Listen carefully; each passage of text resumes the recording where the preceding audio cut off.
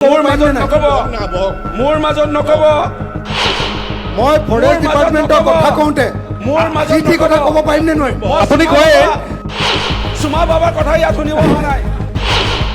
মই ফৰেষ্ট ডিপাৰ্টমেণ্টৰ কথা কওঁতে আপুনিতো কয় যি কথা ক'ব সুমা পাৰিম নে বাবাৰ কথা নোৱাৰিম? শুনিবলৈ হোৱা নাই মই এজন বিধায়ক মোৰ অধিকাৰ মই আছে যি কথা ক'ব পাৰিম নে নোৱাৰিম? অধিকাৰ মতে কম 17 মিনিট 1 ছেকেণ্ড মই বেছি নকওঁ ছাৰ 1 ছেকেণ্ডো মই কম নকওঁ ছাৰ। 17 মিনিট মই পুৰা কম হ'ব ইতিমধ্যে আপুনি ফৰেষ্ট ডিপাৰ্টমেণ্টৰ কথা পাতোতে সুমা বাবাৰ কথা আমি কি শুনিবলৈ অহা নাই ডিপাৰ্টমেণ্টৰ মই। কথা পাতি থাকিম? ইয়াত মই সুমা বাবাৰ কথা হয়। শুনিবলৈ অহা নাই বিৰোধীয়ে যি বন আৰু পৰিৱেশৰ লৈ কাঠমোচন আনিছে এই সম্পূৰ্ণ বিৰোধিতা কৰিছোঁ সন্মানীয় বিধায়ক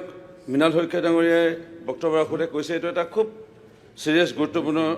এটা বিষয় আৰু সন্মানীয় বিধায়ক ভৱন পেগু ডাঙৰীয়াই বক্তব্য ৰাখোঁতে মই খুব গভীৰভাৱে চিন্তা কৰি আছোঁ বিষয়টো আৰু দেখা পোৱা গৈছে ক'ৰবাত এটা শ্ৰেণীৰ লোকে খুব পৰিকল্পিতভাৱে এই বন আৰু পৰিৱেশটো ধ্বংস কৰাৰ বাবে এটা পৰিকল্পনা লৈ পৰিকল্পিতভাৱে প্লেনিং কৰি তেওঁলোকে আগবাঢ়ি গৈ আছে নেকি ভৱন পেগু ডাঙৰীয়াৰ বক্তব্যত ৰাখোঁতে মই খুব গভীৰভাৱে চিন্তা কৰি আছিলোঁ সুশান্ত বৰগোহাঁই ডাঙৰীয়াই বক্তব্য ৰাখোঁতে কৈছে যে ৰুট কজ অফ মানে এনক্ৰচমেণ্ট কেলৈ কৰি আছে এই কথাটো খুব গভীৰভাৱে চিন্তা কৰিবলগীয়া কথা আৰু সন্মানীয় জ্যেষ্ঠ বিধায়ক প্ৰতিভা যোগ্য ডাঙৰীয়াই একেবাৰে প্ৰমাণসহ ইতিমধ্যে উপস্থাপন কৰিলে কেনেধৰণৰ কোনো শ্ৰেণীৰ লোকে বিশেষভাৱে এই বন ধ্বংস কৰি তেওঁলোকৰ জনসংখ্যা বৃদ্ধি কৰা বন ধ্বংস হৈ যাওক তেওঁলোকৰ জনসংখ্যা বাঢ়িব লাগে তেওঁলোকৰ দপদপনি থাকিব লাগে এনে এটা পৰিকল্পনা লৈ আছে নেকি এনে লাগিছে মই 24/7/1977 চন জন্ম হৈছিলোঁ ঠিক 1.5 বছৰমানৰ পিছতে 2 বছৰমানৰ পিছতে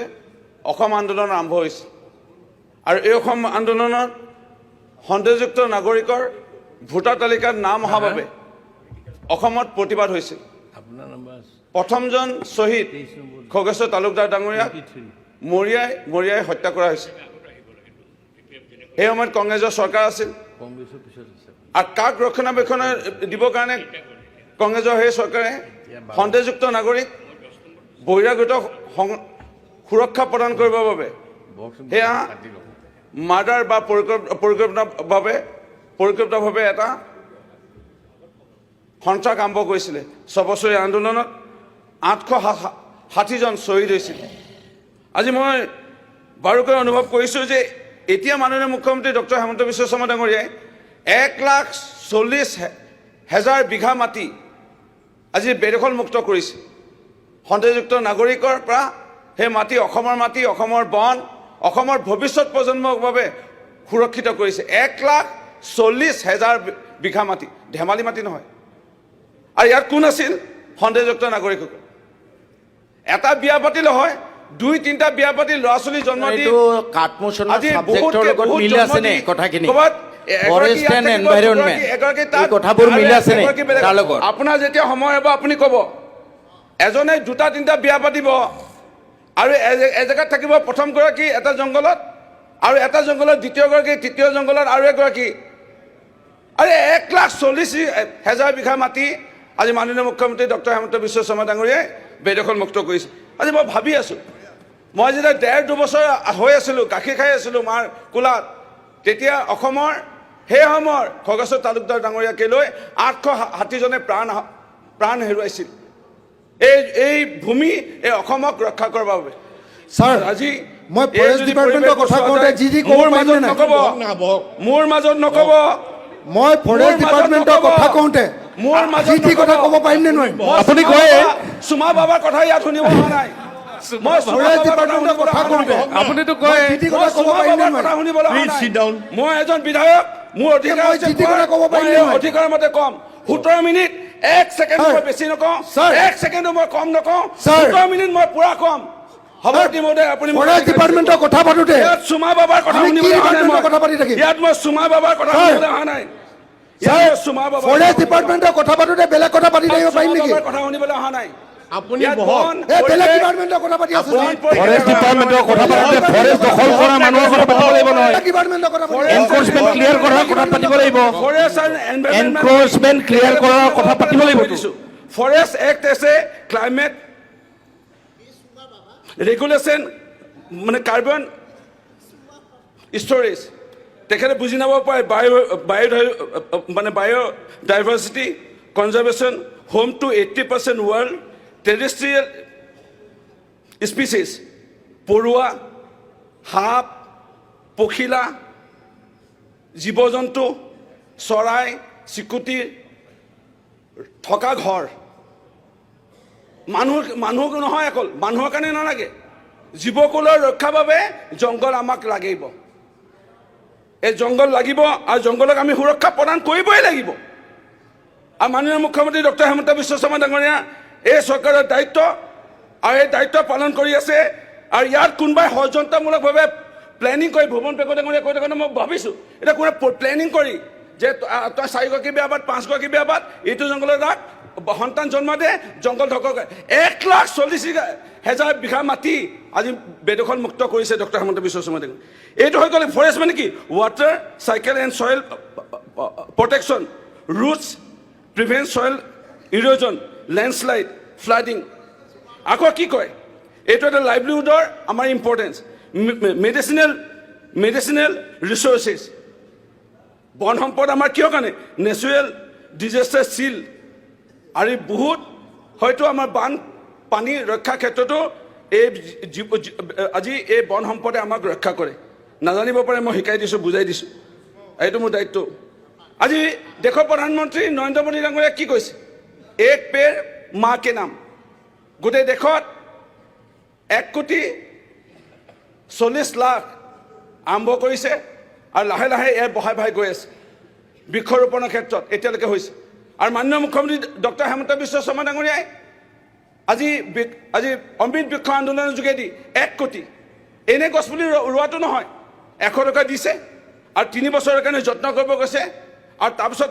তেওঁলোকক দিয়া হ'ব এটা মাননি 200 টকাকৈ হ'ল 300 টকাকৈ মাননি মোৰ মনত পৰিছে মই কংগ্ৰেছত কেলৈ আছিলোঁ কংগ্ৰেছত থকা সময়ত 2013 চনত 140টা গড়ক হত্যা কৰা হৈছিলে 140টা আজি লাজ লাগিছে মই কেনেকৈ আছিলোঁ কংগ্ৰেছত ক'বলৈ ৰমেন দা ক'বলৈ লাজ লাগিছে আজি 140টা গড় হত্যা কৰিছিলে 2014 চনত 27টা গড় আৰু কংগ্ৰেছ ধ্বংস হোৱা অন্যতম এটা কাৰণ এই গড় হত্যা আজি মনলৈ আনিছোঁ আৰু শাস্ত্ৰত কৈছে ভুল কৰিলে স্বীকাৰ কৰিবা আৰু প্ৰায়শ্চিত কৰিবা আৰু মই প্ৰায়শ্চিত কৰাৰ নিশ্চয় হৈছে আজি মনলৈ আহিছে আজি এলিভেটেড কৰিডৰ মই আজি 91ৰ পৰা গুৱাহাটী অহা যোৱা মা MLA আছিলে 3বাৰ মই তেতিয়াৰ বিধায়ক হৈ আছোঁ কিমান হৰিণা কিমান জীৱ জন্তু আজি মৃত্যু হৈছিলে আজি এলিভেটেড কৰিডৰ কথা ক'বলৈ যাওঁতে কংগ্ৰেছৰ নেতা ৰজাঘৰীয়া অৱশ্যে ক'বলৈ উপায় নাই নামটো নকওঁ ৰজাঘৰীয়া নেতাজনে কয় এলিভেটেড কৰিডৰ কেলৈ লাগে আজি জীৱকুলক ৰক্ষা কৰিবৰ কাৰণে লাগে আজি এই জীৱকুল ৰক্ষা কৰিবৰ বাবে এলিভেটেড কৰিডৰ আমাৰ প্ৰয়োজন আজি স্যাৰ ফৰেষ্ট ডিপাৰ্টমেণ্টৰ ওপৰত ক'বলৈ দিয়কচোন ফৰেষ্ট মানে কি স্যাৰ ফৰেষ্ট ডিপাৰ্টমেণ্টৰ ওপৰত ক'বলৈ দিয়ক ইন কাজিৰঙা বচাব লাগে কাজিৰঙা বচাব লাগে indispensable কাজিৰঙা বচাব লাগে acting as the অখিল ভাই, planet আপুনি water filter supporting কাজিৰঙা বচাব লাগে million people they produce vital oxygen absorb carbon dioxide to mitigate climate change prevent soil erosion regulate water cycles and provide food medicine and raw materials forest কি forest মানে কি মই অকণমান বুজাই দিব লাগিব বন আৰু আমাৰ বায়ু এই সম্পদ এটা আমাৰ আজি অসমৰ স্যাৰ ৰূপজ্যোতিয়ে ধেনুকালৈ স্বীকাৰ কৰে নিজে মই চুমা বাবাৰ কথা আৰে সাৱটি ধৰে নেকি বাৰু চুমা খোৱাৰ লগতে এইবোৰে দেখিবৰ কাৰণে মই জীয়াই আছিলোঁ এইবোৰ দেখিবৰ কাৰণে মই জীয়াই আছিলোঁ চন্দ্ৰমোহন পাটোৱাৰী ডাঙৰীয়া এই চুমা খোৱাৰ লগতে সাৱটি ধৰা এনেকুৱা নহয় এনেকুৱাকৈ সাৱটি নহয় এইবোৰ চাবৰ কাৰণে মই জীয়াই আছিলোঁ নেকি ৰমেন দা মই ছাৰ আমাৰ যোৰহাটৰ এন্দুৰে কৈ গৈছে ইয়াৰ কাৰণে এন্দুৰে কৈ গৈছে বান্দৰো চাই কেতিয়াবা কেতিয়াবা আজি কি ধেনুকা লৈ আজি সভাপতি মহোদয় আজি আমাৰ সভাপতি মহোদয় বন সম্পদ মহিলাৰ অমৃত বিষয়ে- বৃক্ষ আন্দোলন সভাপতি মহোদয় ৱানাৰ মহিলাৰ ফেডাৰেশ্যন, বিষয়ে এনেকুৱা অশালীন আজি- কথা বিধানসভাত আজি আলোচনা হ'ব সন্মানীয় নালাগে ৰাইজ, যদি গতিকে কোনোবাই কয় মহিলাৰ মই বিষয় কোনো নাম সভাপতি মহিলাৰ মহোদয় বিষয়ৰ কথা কোৱা নাই আমাৰ আই ভাই ভনীসকল মই মহিলা আপুনি যেনেকে কৈছে কথা নহয়, পাতিছে নহয়, মহিলাৰ বিষয়ে কোৱা নাই এইটো যোনে কৰিছে যোনে অশালীন ব্যৱহাৰ কৰিছে তাৰ বিষয়ে কোৱা হৈছে মই এটা কথা দি অপকৰ্ম যোনে কৰিছে তাৰ বিষয়ে কোৱা হৈছে এটা কথা দি মই কাৰো নাম লোৱা নাই মোৰ নাম ৰূপজ্যোতি কৰ্মী মোক সমষ্টিত ধনু বুলি মাতে আপুনি ধেনু লৈ স্বীকাৰ কৰিছিলে নে নাই ধনু ধেনুকাৰ লৈ আপুনি স্বীকাৰ কৰিছিলে নে এইটো কওক কথা কৈছে এইবোৰ নহয় আপুনি ধেনুকাৰ লৈ স্বীকাৰ কৰিছিলে নে নাই কওক মাটি যোনে দখল কৰি আছে, আপুনি নিজে স্বীকাৰ কৰে এতিয়া আপুনি এনভাইৰনমেণ্টৰ কথা ক'বলৈ আহিছে নেতা হৈছে তেওঁলোকক ছাপৰ্টৰ কথা কৈ আছে সন্দেহযুক্ত নাগৰিকৰ কথা আপুনি কৈ থাকক আপুনি তেওঁলোকক ছাপৰ্ট কৰি অসমৰ ৰাইজে দেখি পাই আছে কি বিষয় অনিত এন্দুৰ আৰু অমৃত বৃক্ষ এই আন্দোলন বান্দৰ নোহোৱা হৈছে আজি Serious allegation, অমৃত inquiry বৃক্ষ হ'ব লাগে। আন্দোলন 1 কোটি ইতিমধ্যে মাননীয় মুখ্যমন্ত্ৰী ৰোপণৰ ব্যৱস্থা গ্ৰহণ কৰা ইনভলভিং সেলফ হেল্প গ্ৰুপৰ আত্মসহায়ক গোটৰ জ্যেষ্ঠ নাগৰিক ছাত্ৰ ছাত্ৰীক যেনে ভৱিষ্যতে গম পায় যে তেনেকৈ গছপুলি ৰুব লাগে আৰু ছাত্ৰ ছাত্ৰীক ইয়াত জড়িত কৰিছে মাননীয় মুখ্যমন্ত্ৰী ডক্টৰ হেমন্ত বিশ্ব শৰ্মা ডাঙৰীয়া আৰু ৱাইল্ড লাইফ চেঞ্চুৰীৰ কথা যদি আমি ক'বলৈ যাওঁ ৰিজাৰ্ভ ফৰেষ্টৰ কথা ক'বলৈ যাওঁ ইয়াত আমি দেখা পাম যে মোৰ মৰিণী নামো আছে ইয়াত হোলোঙাৰ পৰা মানে গিবন ৱাইল্ড লাইফ চেঞ্চুৰী কাষতে লাগি আছে টিৰি হিলছ ডিছৈ ভেলী ৰিজাৰ্ভ ফৰেষ্ট আৰু নাগালেণ্ডৰ বৰ্ডাৰিঙত এই ৰিজাৰ্ভ ফৰেষ্টৰ মূৰলৈ আজি মই অনুৰোধ জনাম মাননীয় চেয়াৰমেন মহোদয় আপোনাৰ যোগেদি মাননীয় মন্ত্ৰী মহোদয়ক লগতে বিভাগৰ বিষয়াসকলে শুনি আছে যে ৰিজাৰ্ভ ফৰেষ্টসমূহ যিবোৰ ইণ্টাৰ ষ্টেট অৰ্থাৎ আমাৰ আসাম মেঘালয়ত আছে মানে গড়বাংগা ৰিজাৰ্ভ ৰাণী ৰিজাৰ্ভ আমচিং ৰিজাৰ্ভ খাচী হিলছ ৰিজাৰ্ভ আসাম অৰুণাচলত আছে বিহালী সোণাই ৰূপাই কাকি ডিৰক জয়পুৰ ৰিজাৰ্ভ ইয়াৰ লগতে আছে আমাৰ বিশেষকৈ অসম ভূটানত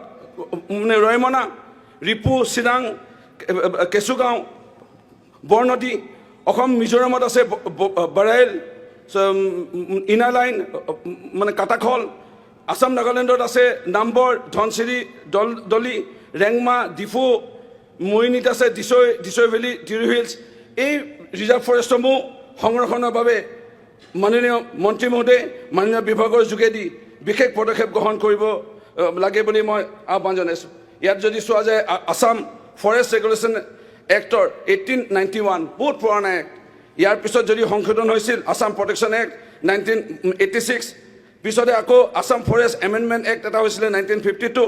কিন্তু এতিয়াও যদি চোৱা যায় ৰিজাৰ্ভ ফৰেষ্টসমূহ পৰিচালনা হৈ আছে আসাম ফৰেষ্ট এক্ট ৰেগুলেশ্যন 1891 আৰু ফৰেষ্ট কনজাৰ্ভেশ্যন এক্ট 1980 যিমান সংশোধনীৰ প্ৰয়োজন আছিলে মই আশা ৰাখিছোঁ ইণ্ডিয়ান ফৰেষ্ট এক্ট 1927 বিশেষকৈ 1927ৰ এক্টৰ অধীনতে আমি বেছিকৈ চলি আছোঁ কিন্তু ধন্যবাদ জনাম দেশৰ প্ৰধানমন্ত্ৰী নৰেন্দ্ৰ মোদী ডাঙৰীয়াক IPC আজি BNS কৰিলে মাননীয় মুখ্যমন্ত্ৰী মহোদয় জ্যেষ্ঠ অসমত আজি আইনসমূহ সংশোধন আনিছে ব্ৰিটিছ যুগীয়া আইনসমূহ সলনি কৰি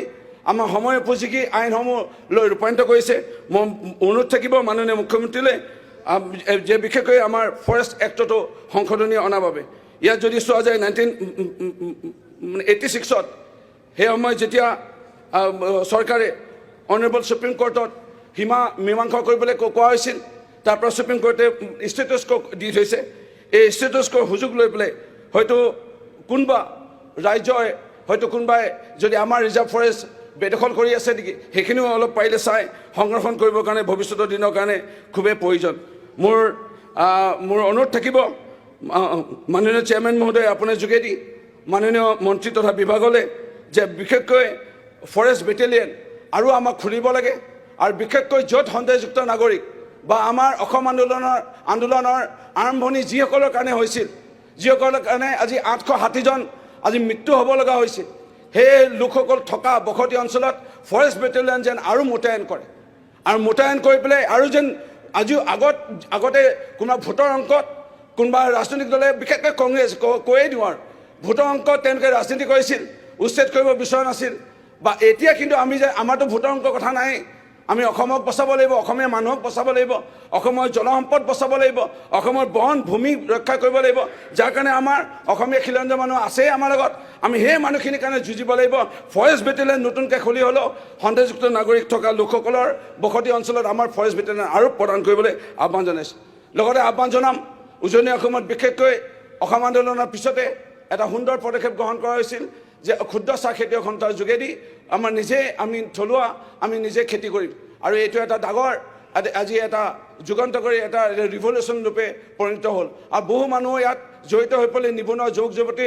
আজি জড়িত হৈ পৰাৰ পিছত নিবনুৱা সমস্যাৰ সমাধানত অন্যতম এটা পথ মুকলি হৈছে কিন্তু সমান্তৰালভাৱে দেখা যায় আমাৰ যিসমূহ বান্দৰ আছিল এই বান্দৰসমূহৰ যিসমূহ ফল মূলৰ খাদ্য আছিলে তেনেকৈ খোৱা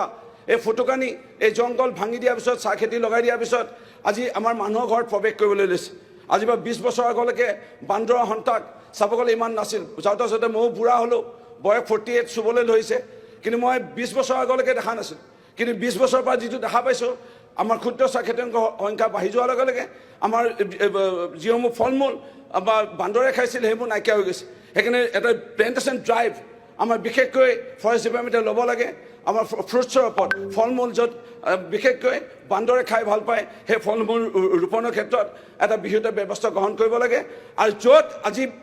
বেদখলমুক্ত হৈছে সেইখিনিতে আৰম্ভণি কৰিব লাগে আৰু আমাৰ বিধায়কসকলেও জড়িত কৰিব লাগে আমিও যাম লাগিলে ইয়াৰ লগতে মই অনুৰোধ জনাম যিহেতু হাতী মানুহৰ সংঘাত কালিও আমাৰ সতীৰ্থ বিধায়ক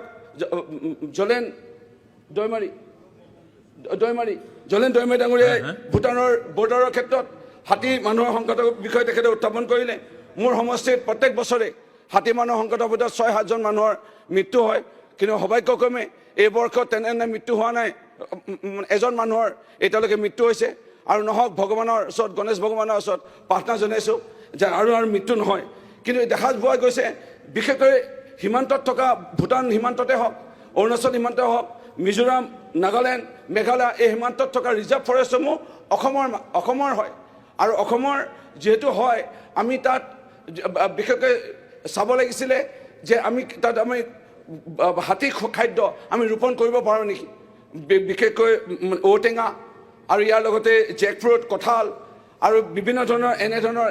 আমি খেতি কৰিব পাৰোঁ নেকি এইখিনি আমি অকণমান গুৰুত্ব দিব লাগিছিল মোৰ যিহেতু 17 মিনিট হ'বলৈ আৰু 10 ছেকেণ্ড আছে মই দীঘলীয়া বক্তব্য নাৰাখোঁ আপুনি কোৱা মতে মই 17 মিনিট কম এক ছেকেণ্ডো বেছি নকওঁ 1 ছেকেণ্ডো কম নকওঁ বুলি কৈছিলোঁ মই এই বিৰোধীয়ে অনা কৰ্তন প্ৰস্তাৱক বিৰোধিতা কৰি মোৰ বক্তব্য সামৰিছোঁ ধন্যবাদ যিকোনো খবৰৰ বাবে যোগাযোগ কৰক আমাৰ এই নম্বৰত 9181 307 2221